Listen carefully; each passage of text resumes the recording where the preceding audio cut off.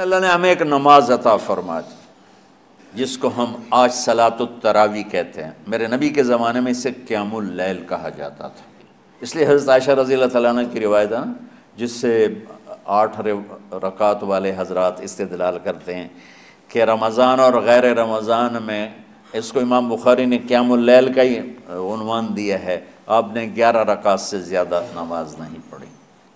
ایک ضعیف روایت میں ہے کہ آپ نے 3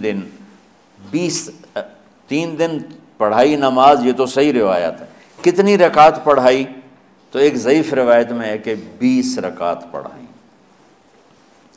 اچھا، ضعیف روایت سے عبادت ثابت نہیں ہو سکتی حکم شرعی، تو جب حضرت عمر رضی اللہ تعالیٰ عنہ نے سب کو، اب میرے نبی کے دور میں 3 دن کے بعد آپ تو آئے نہیں کہ کہیں فرض نہ ہو جائے، تو صحابہ اپنے طور پر قرآن سنتے تھے ٹولیوں میں۔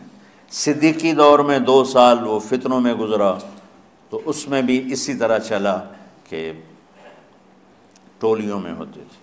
حضرت عمر رضی اللہ عنہ کے زمانے میں حکومت مضبوط ہو گئی، طاقتور ہو گئے، تو ابتدائی سالوں میں نہیں، چند سالوں کے بعد اب مسجد میں تشریف لائے تو لوگ اس طرح کوئی 4 ادھر 4 ادھر 5 ادھر 10 ادھر 20 ادھر، تو کہنے لگے ان کو ایک امام پہ جمع کر دیا جائے تو کتنا اچھا ہوگا۔ تو آپ نے سب کو اکٹھا کیا اور ابی بن کعب رضی اللہ تعالیٰ عنہ کو امام بنایا اور سب کو ایک نماز پہ جمع کر کے 20 رکعت کا حکم عطا فرمایا۔ تو حضرت عمر کا یہ عمل اس حدیث کو مضبوط کر دیتا ہے کہ چونکہ میرے نبی نے کہا علیکم بسنتی و سنت الخلفاء الراشدین من بعدی، کہ میری اور میرے خلفاء راشدین کی سنت پر مضبوطی سے عمل کرنا۔ تو حضرت عمر کا جو 20 رکعت طے کرنا ہے، اگر ان کا اپنا اجتہاد ہے تو بھی ہمارے لیے عمل کے لیے کافی ہے، اور اگر ان کو یہ یاد ہے کہ میرے نبی نے 20 پڑھی تھیں تو اور زیادہ اچھی بات ہے۔ لیکن بہرحال جو 8 پڑھتا ہے ہمارا اس پہ بھی کوئی اعتراض نہیں، چونکہ وہ بھی حدیث کے ساتھ بات کرتا ہے، اور باقی پوری امت 20 پڑھتی ہے ان پر بھی اعتراض نہیں۔ میں ایک جگہ سے گزر رہا تھا، نماز کا وقت ہو گیا، اہل حدیث کی مسجد تھی، میں وہاں نماز پڑھنے چلا گیا، تو ایک بہت بڑا اشتہار لکھا ہوا تھا 20 تراویح ثابت کرنے والے کو 5 لاکھ روپے انعام، کہ 20 تراویح، سینکڑوں سال سے امت کا عمل 20 تراویح آ رہا ہے۔ تراویح کا نام جو پڑھا مجھے یوں لگتا ہے کہ اہل مکہ، یعنی اہل مکہ جو تھے نا، وہ 4 تراویح پڑھ کے ایک طواف کرتے تھے، تو وہ آرام کے لیے ہوتا، ترویحہ آرام، تھوڑی دیر کا آرام، تو 4 تراویح کے بعد ایک طواف کرتے تھے، وہ چھوٹا سا طواف 10 منٹ میں ختم ہو جاتا تھا، اور پھر 4 تراویح پڑھتے تھے، پھر طواف کرتے تھے، پھر 4 پڑھتے تھے، پھر طواف کرتے تھے۔ یہ صحابہ کے تھوڑے بعد کے دور کی بات۔ تو مدینے والوں کو پتہ چلا کہ مکے والے تو یہ کرتے ہیں، وہ کہنے لگے اساں کی کریے، انہوں نے کہا اسی 40 تراویح پڑھیں گے، 40 رکعت، وہ 40 رکعت پڑھتے تھے۔ تو نوافل میں کوئی سختی نہیں کہ بھائی 8 سے زیادہ نہیں پڑھنی، بدعت ہو جائے گی، اور 20 پڑھنا بدعت ہے، یہ سب جہالت کی بات ہے، اور یہ 8 پڑھ رہے ہیں یہ غلط ہے، یہ بھی حماقت کی بات ہے۔ جو صحیح حدیث سے دلیل پکڑ کے کوئی عمل کرتا ہو تو بھائیو اس سے بحث نہ کیا کرو، مناظرہ نہ کیا کرو، یہ بہت نادانی والی بات۔ اور امت کا خلق، لاکھوں کروڑوں انسانوں کا ایک عمل پہ جمع ہونا، یہ بذات خود اس کی طاقت کی ایک دلیل۔ اور حرمین جب سے میرے رب نے، حضرت عمر نے 20 رکعت شروع کی، آج تک وہاں بھی ساری مساجد میں 8 رکعت تراویح ہوتی ہے، لیکن حرمین کی مسجد میں 20 رکعت، ادھر بھی ادھر بھی۔ اور یہ جو وہ وہاں ختم قرآن پہ دعا نہیں مانگی جاتی، یہ کس کا عمل ہے؟ حضرت عثمان کا۔ حضرت عثمان نے اپنے دور خلافت میں تراویح پڑھانے والے سے کہا جب قرآن ختم کرو تو دعا کرنا۔ وہ کہنے لگے جی کیا دعا کروں؟ کہ جو تیرے دل میں آیا کرنا۔ تو ختم قرآن کی رات تراویح کی آخری رکعت میں من الجنت والناس کے بعد دعا کے لیے ہاتھ اٹھانا، یہ حضرت عثمان رضی اللہ تعالیٰ عنہ نے اس کو زندہ فرمایا۔ اور امام دعا کرتا تھا 1 منٹ 10 منٹ 20 منٹ جتنے بھی، اور پیچھے لوگ آمین کہتے تھے۔ وطر کی جماعت نہیں ہوتی تھی، وطر کو باجماعت حضرت علی رضی اللہ تعالیٰ عنہ نے شروع کی کہ وطر کو بھی باجماعت پڑھا جائے، تو یہ ان کی سنت ہے کہ وطر کو باجماعت پڑھا گیا۔ تو اب یہ لہٰذا یہ سارے سنت جو کام ان خلفۂ راشدین سے ہوا وہ بھی سنت ہے۔ تو اللہ نے ہمیں ایک عبادت دے دی کہ میرا قرآن پڑھو اور سنو۔ پہلی امتوں کو تراویح کیوں نہیں تھی یا قیام اللیل کیوں نہیں تھا؟ کہ ان کو اپنی کتاب یاد ہی نہیں ہوتی تھی، وہ اپنی کتاب کے حافظ نہیں ہوتے تھے، وہ اپنی کتاب یاد ہی نہیں کر سکتے تھے، صرف نبی کو یاد ہوتی تھی۔ اللہ نے ہمارے لیے کتنا آسان کر دیا کہ 7 سال کے یہ چھوٹے چھوٹے بچے قرآن یاد کر رہے ہیں، 70 سال کا بوڑھا قرآن یاد کر رہا ہے۔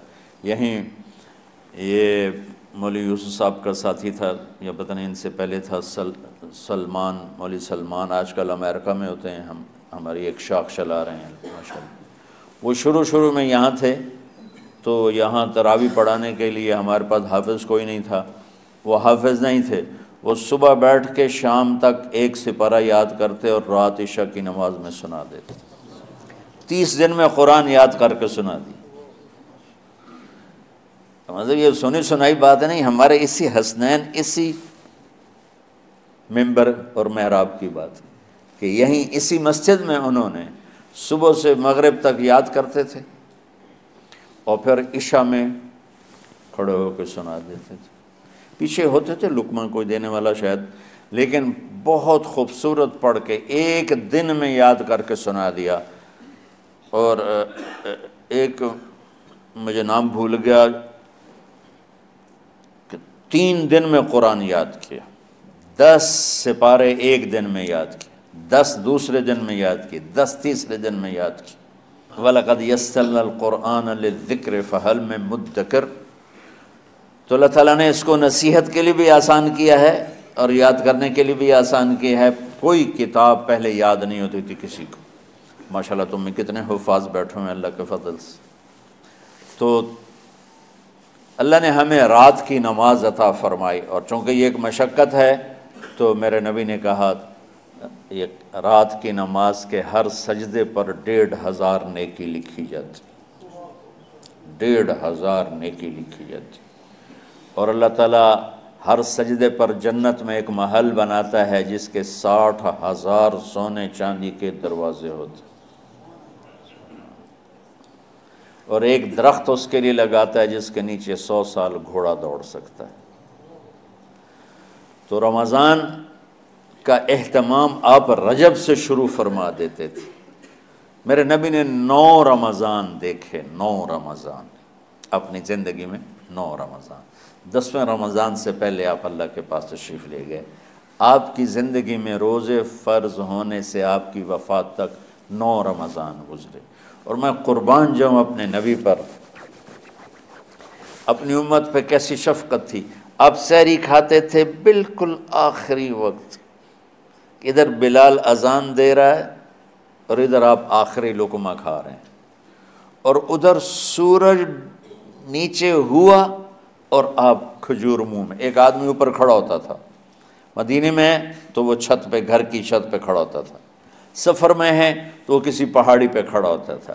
جو ہی سورج کا کنارہ نیچے جاتا اب فوراً وہ کہتا یا رسول اللہ قد غربت، تو آپ کھجور منہ میں ڈال لیتے تھے، یا پانی، کبھی پانی سے افطار فرماتے تھے، کبھی کھجور سے افطار فرماتے تھے، کہ میری امت پہ بھوک کا وقت کم سے کم آئے۔ آج کل جو یہ ہمارے افطاری کے اوقات ہیں نا، یہ سورج ڈوبنے کے بھی 2-2.5 منٹ بعد کے ہیں کہ احتیاطاً، ٹھیک ہے چلو احتیاط کر لو کوئی مسئلہ نہیں، لیکن اصل ہے ادھر چونکہ اب سورج ہمیں نظر ہی نہیں آتا ہے، اس طرح ہم گھرے ہوئے ہیں شہروں میں، دیہاتوں میں بھی اب اس طرح کا ماحول ہے کہ وہ نظر نہیں آتا ہے، تو بہتر کہ ادھر سورج غائب ہو، ادھر لقمہ منہ میں جائے، لیکن یہ تب ہے جب آپ نظر آ رہا ہو۔ اب جب آپ یہاں بیٹھے ہو حسنین میں تو یہاں تو کوئی سورہ نظر نہیں آئے گا، یہاں تو مینار ہی نظر آئے گا، تو لہٰذا احتیاط ٹھیک۔ ہمارے اہل حدیث بھائی وہ 2 منٹ پہلے ہم سے افطار کرتے ہیں، تو بڑی اچھی بات ہے کہ سورج کے غروب ہونے کا جو اصل وقت ہے اس کے ساتھ ہی افطار کرنا۔ اور سحری میں ایک واقعہ سناتا ہوں، آپ سحری کھا رہے تھے، بکرے کی سری پکی ہوئی تھی، تو مولا علی رضی اللہ تعالیٰ عنہ اور عرباض بن ساریہ رضی اللہ تعالیٰ عنہ آپ کے ساتھ کھانا کھا رہے تھے، تو حضرت بلال ہے، یا رسول اللہ وقت ختم ہو گیا ہے، میں اذان دینے جا رہا ہوں، آپ برائے مہربانی کھانا پینا بند کریں۔ اور یہ کہہ کر چلے گئے۔ چھت، ایک انصاری عورت تھی، اس کے گھر کی چھت پہ چڑھ کے اذان دیتے تھے۔ چڑھنے لگے تو پھر واپس آئے کہ دیکھوں اللہ کے نبی نے کھانا چھوڑ دیا یا نہیں، آ کے دیکھا تو وہ کھا رہے تھے۔ انہوں نے کہا یا رسول اللہ واللہ لقد اصبحت، یا رسول اللہ اللہ کی قسم سحری کا وقت ختم ہو گیا، صبح ہو گئی۔ تو آپ نے ہاتھ پیچھے کر لیا، کہہ رہے تیرا بھلا ہو بلال، ابھی وقت باقی تھا، تیرے قسم کھانے پر اللہ نے اس کو پہلے نکال دیا کہ تیری قسم کہیں جھوٹی نہ پڑ جائے۔ تو حضرت علی نے فرمایا کہ اگر بلال قسم نہ کھاتے تو جب تک میرے نبی کھاتے رہتے صبح صادق نہیں ہونی تھی۔